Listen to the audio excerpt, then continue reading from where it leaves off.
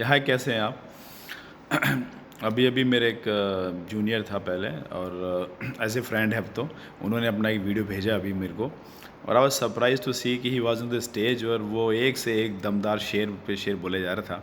पीछे एक लिखा हुआ था कोई कवि सम्मेलन, छोटी सी जगह है हरिद्वार के पास में वहाँ पे।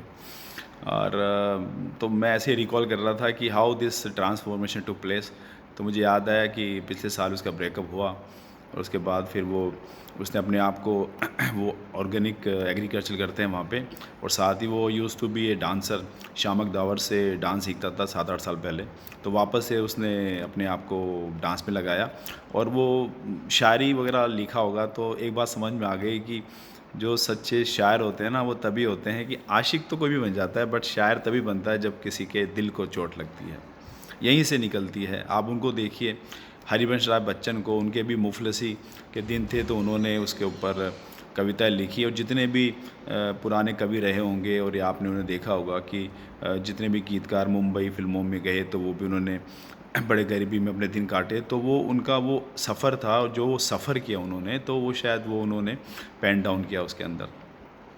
ऐसे ही मेरे एसोसिएट है तो she is also good in writing. मैं बोलता हूँ आप लिखते क्यों नहीं, तो शी सेड कि जब मैं दुखी होती हूँ तो मैं लिखती हूँ। लेकिन ये ऐसा ज़रूरी नहीं है कि जैसे वो कहते हैं कि अगर आप पेशेंट हो तो ही डॉक्टर बन सकते हो, ऐसा नहीं है। जो शुरू से ही passionate about writing they can write, but I think when you are happy, जब आप बहुत खुश हो तो किसी भी चीज़ के बारे में लिख सकते हो। और you are romantic at heart तो डेफिनेटली आप अगर कोई आपका प्रेरणा है, कोई मोटिवेशन है, उसकी फ़ोटो सामने रख कर भी आप कुछ लिख सकते हैं। सबसे अच्छा तरीका अगर आप नया-नया लिखना चाहते हैं तो जो कुछ फेमस राइटर्स है जैसे 32 आइकॉनिक पोएम्स करके एक बहुत अच्छा कलेक्शन दे रखा है यूट्यूब पे, इंटरनेट पे आप वो पढ़ें। और जो बड़े बड़े शायर हुए हैं उनके वीडियोस देखें, उसके लिए तो आप एक बहुत अच्छा ब्रॉड आपको एक आइडिया मिल जाएगा कि किस तरह से शुरुआत करें। और ज़रूरी नहीं है कि आप राइमिंग वर्ड यूज़ करें, आजकल तो एज ए सेंटेंस के हिसाब से, पैराग्राफ के से आप लिख सकते हैं और अपने दिल की बात को शब्दों में आप लिख सकते हैं। बट हाँ, if you are broken at heart तो डेफिनेटली कुछ ना कुछ अंदर से आएगा। वो जो आपने जो सपने संजोए थे वो वक्त के साथ पूरे नहीं हुए तो डेफिनेटली वो शब्दों के रूप में बाहर आएंगे। उसने धोखा दिया या परिस्थितियाँ आपके अगेंस्ट थी या what ever is the reason, तो बहुत सुंदर तरीक़ों से आप उसको शब्दों पे उतार सकते हैं।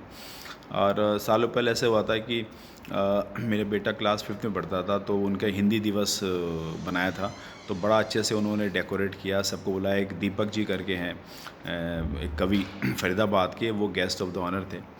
तो हम लोग गए थे तो उनको आने में देर हो गई तो उन्होंने बोला कि कुछ कुछ सुनाओ सुनाओ सुनाओ। तो फिर मैं थोड़ा सा इधर कुछ नॉट एज ए बट थोड़ा बहुत बोलता रहता हूँ। तो मुझे किसने बोला कि आप, बच्चे ने बोला पापा आप। तो मैं ऐसे ही गया, समझ में आया नहीं तो मैंने ऐसे ही एक छोटा सा एक जोक सुना था बचपन में, उसको घुमा के मैंने बोला तो अपने आप 2-4 लाइनें आई, बोल दी। फिर 2-4 पेरेंट और भी उठे, उन्होंने बोला। तो आई थिंक ये लिखने की और काबिलियत सब में होती है बट परिस्थिति बस हम लोग इतने उलझ जाते हैं कि उनको अपने अंदर की जो बात है उसको शब्दों पे नहीं उतार पाते हैं। तो गाइज़, अगर आपके साथ भी कुछ ऐसा है तो आप लिखें और उसको शब्दों में उतारें और मेरे को भेजें। मैं आपका नाम लिख के भी उसको बाकायदा वीडियो बनाऊंगा उसके बारे में। और शायर हो तो डेफिनेटली कहीं ना कहीं चोट खाई होगी। मैंने यूट्यूब पे देखे उस यंग से बच्चे हैं, कान्हा कान्हा करके मैंने देखा है उनका। तो वास्तव में ऐसे लगता है जैसे बिल्कुल रिबेल, ऐसे बदला ले लेके वो उसने शेर पे शेर कहे हैं। बट कहीं ना कहीं हमारी चोट लगी होती है दिल पे तो ये शब्द बाहर आ जाते हैं। और ऐसे ही मैं भी ऐसे बोलता हूँ। होप आपको मेरे वीडियोज़ अच्छे लगते हैं तो प्लीज़ आप शेयर करें, कमेंट करें, लाइक करें और सब्सक्रिप्शन बटन दबाएं। Thank you.